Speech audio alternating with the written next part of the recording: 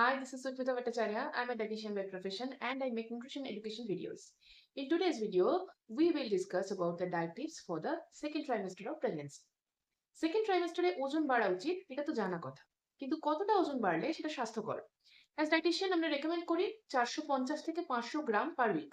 অর্থাৎ প্রেগন্যান্সির তৃতীয় মাস থেকে 6 মাস পর্যন্ত যদি সেকেন্ড ট্রাইমেস্টার ধরা হয়ে থাকে, তাহলে ষষ্ঠ মাসের শেষে আপনার ওজন ম্যাক্সিমাম 6 কেজি পর্যন্ত বাড়া উচিত। সেকেন্ড ট্রাইমেস্টারের সব থেকে ইম্পর্টেন্ট তিনটি নিউট্রিয়েন্টের মধ্যে প্রথম আসে হলো প্রোটিন।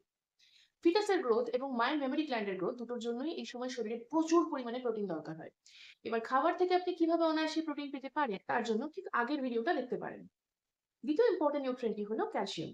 ইউজুয়ালি একজন নন প্রেগন্যান্ট মহিলার calcium requirement 400 milligram. Second trimester থেকে এই চাহিদা বেড়ে দাঁড়ায় 1000 মিলিগ্রাম পার ডেতে। রোজকার খাবারে আপনি ক্যালসিয়াম অনায়াসে পেতে পারেন দুধ এবং দুধজাত পদার্থ থেকে। তবে দেখা গেছে অধিকাংশ ক্ষেত্রেই শুধু দুধ না খেয়ে দুধ এবং দই যদি মিশিয়ে খান, তাহলে শরীরে ক্যালসিয়ামের অ্যাবজর্পশন বেটার হয়। এছাড়াও আমন্ড, ওয়ালনাট এর থেকেও আপনি পেয়ে যেতে পারেন অনেকটা পরিমাণে ক্যালসিয়াম।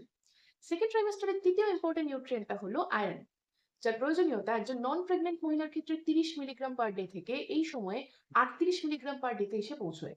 রেগুলার ডায়েটে আয়রনের সোর্সগুলো হলো মাছ, মাংস, ডিম, green leafy vegetables, almond, peanut, etcetera. Follow for more.